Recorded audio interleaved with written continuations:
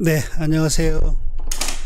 오늘은 임원퇴직금 나머지 찍으려고 합니다.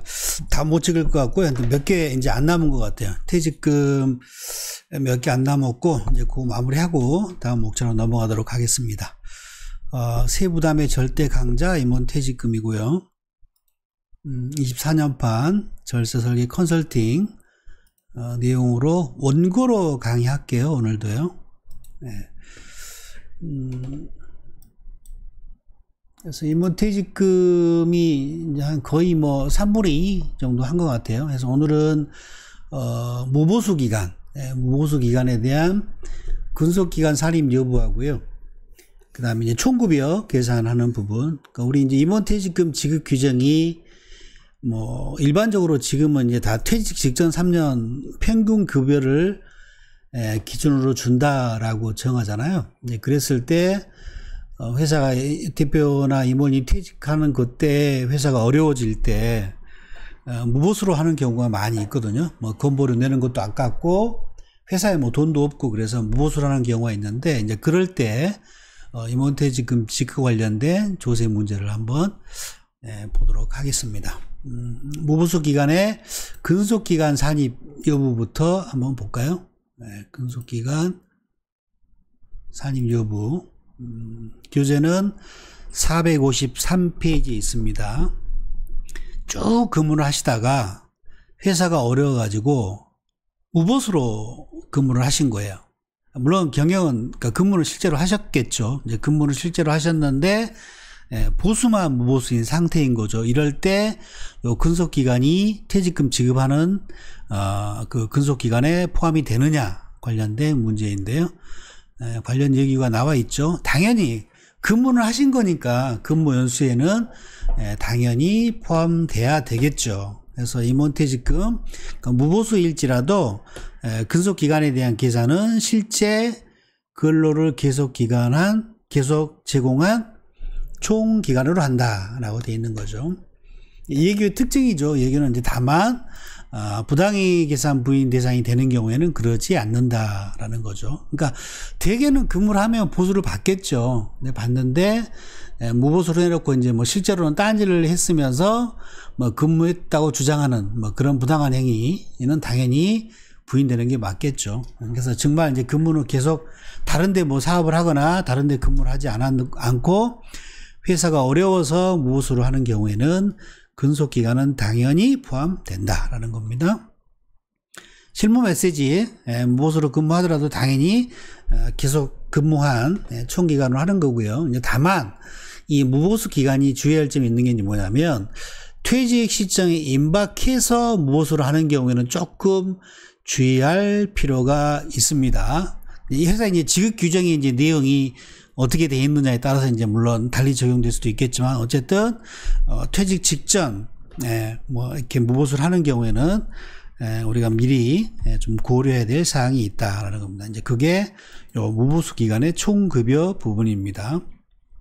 내용을 보시기 전에 한번 생각해 보세요. 회사의 임원퇴직금 지급 규정이 퇴직 직전 1년 총급여를 기준으로 뭐 3배, 2배 이렇게 준다라고 규정의 내용이 그렇게 돼 있어요. 물론 이제 한도는 3년 평균 급여로 한도 계산합니다. 이제 그거에 불구하고 정관 규정 우리가 이제 주고 싶은 내용 그대로 정할 수 있는 거니까 정관에 정한 대로 지급을 하는 거니까 회사의 임원퇴직금 지급 규정이 퇴직 직전 1년 총급여를 기준으로 계산한다고 돼 있는 거예요. 자, 근속기간 30년 근무하셨어요. 회사가 퇴직할 때 어려워진 거예요. 그래가지고 퇴직하기 직전에 1년 동안에 무보수로 근무를 하신 거예요. 그리고 이제 아무 생각 없이 1년 뒤에 아이고 이제 힘들고 뭐 회사도 어렵고 그래서 퇴직하겠다라고 이제 결정을 하신 거예요.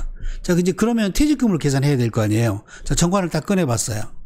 정관에 퇴직 직전 1년 총급여 기준으로 30년 근무 기간에 대해서 뭐 3배, 2배 준다라고 돼 있는 거예요. 자, 정관에 정한 대로 퇴직금을 지급해야 되잖아요. 자, 정관에 정한 대로 있는 내용, 그 내용에 대한 데이터를 뽑아야죠. 퇴직 직전 1년 총급여. 무보수로 근무하셨죠. 빵원. 곱하기 근속기간 뭐 10분의 1 곱하기 근속기간 뭐 3배, 2배 하더라도 뭘 곱하더라도 최초의 기준 금액인 1년 1,900가 빵원이니까 이후에 뭘 나누고 뭘 곱하더라도 결과값은 빵원. 30년 근무하셨죠? 퇴직금 빵원.